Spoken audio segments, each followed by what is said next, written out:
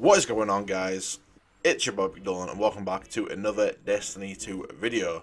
I know, 2 Destiny videos back to back, but anyway, what I'm going to be doing in this video is talking about the This Week at Bungie blog that went up, about midnight my time.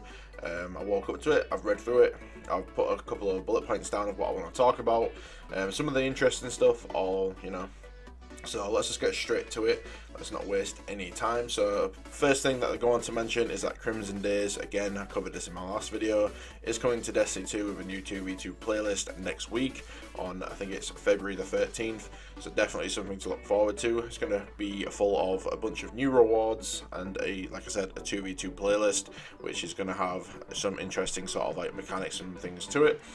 The next thing that I want to talk about is Nightfall improvements. Now, the Nightfall is something they've talked about in the past, especially with the roadmap that they, put out there. So that's the sort of stuff that we're going to be talking about in this week at Bungie.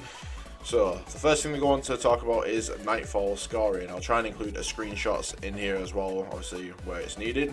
So what they want to do is reward you for engaging and defeating enemies instead of running past them. Avoid overemphasizing specific mechanics like precision kills that highlight certain areas of the sandbox. Reward you for taking on greater challenges up to the limits of your own capabilities, and reward you for doing the above quickly and over the course of a short run versus a long slog. Which definitely, I feel like they're trying to keep the speed there still. Obviously they don't want you to be in there for an hour just slowly working your way through it. Obviously you can do that now if you want to, but obviously to get the best rewards you are going to have to do it in time. So it's still nice to see that they're actually trying to keep the challenge there. So yeah, great so far. Updated mechanics. Scoring is now team based. This is just a couple of things on obviously the scoring mechanics. Scoring is primarily driven by kills and secondarily by orb generation, which is obviously pretty much similar to what we saw in Destiny 1. Obviously there was medal ones as well. Score bleeds over time, or in other words, it decreases over time. So again, you're going to get punished for if you do want to stay in there for an hour, your score is going to go down further and further, so you may not be able to get the best possible reward going. Scoring cut-offs after the time thresholds. So I think that's basically what that means, is just obviously when you reach a certain threshold in time, the score is going to maybe cut off or something, obviously along those lines. I think it's going to mention here. Yeah, at 15 minutes, new points earned are reduced by 50%. At 18 minutes, you stop earning new points and it's a race to the finish and push your score. So definitely they are trying to keep the time in there as well, which is obviously nice to see. I don't really mind running through them quite quickly. I like speed running strikes anyway, so I think one of the better things about this as well is obviously with the new modifiers that are coming on all these new changes, if we get like a sandbox change to where the time to kill is a little bit faster, we can get our abilities a little bit quicker. I feel like all of these changes are going to be quite positive, at least in my opinion. I don't really see them being anything negative.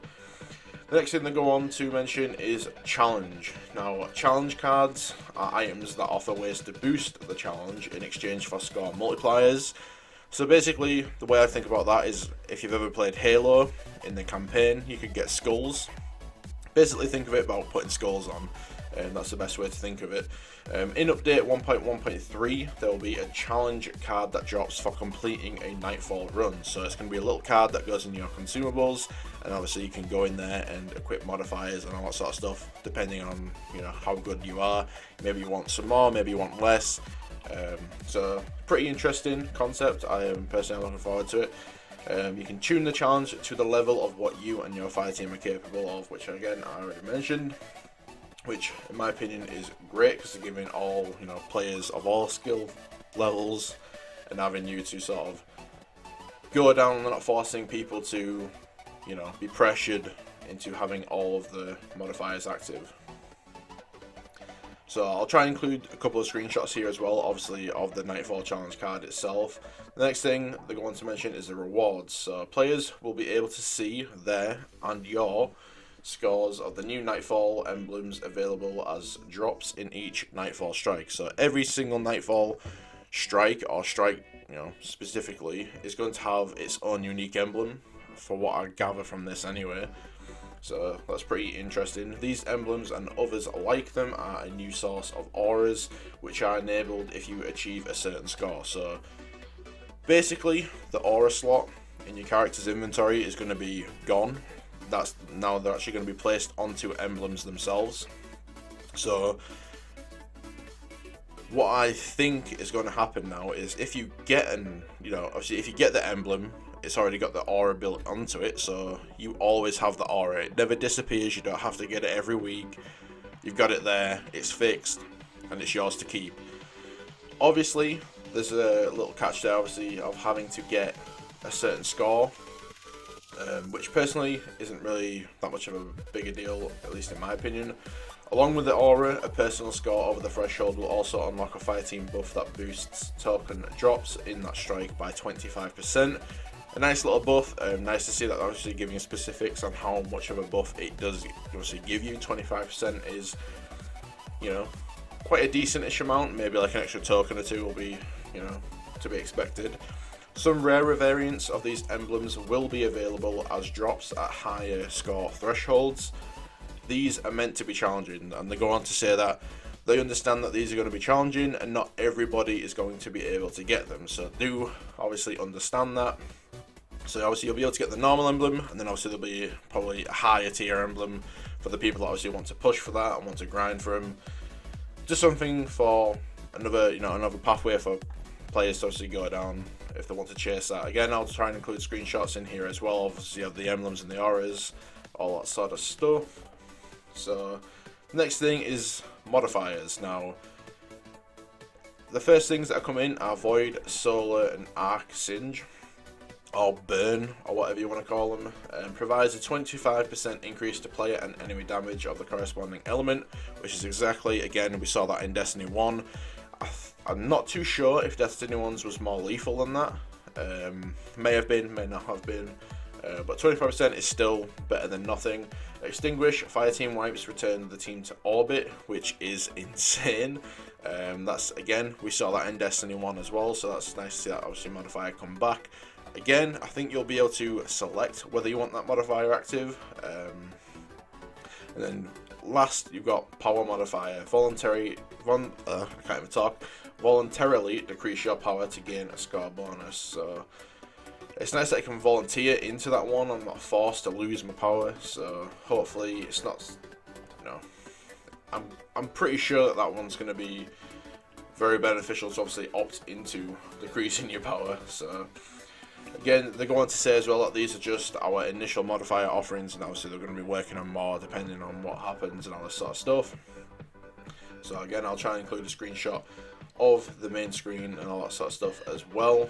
The next thing is the raid. They go on to talk about the raid plans. Going forward, all the raids are going to have a normal mode, which is obviously going to be available all the time.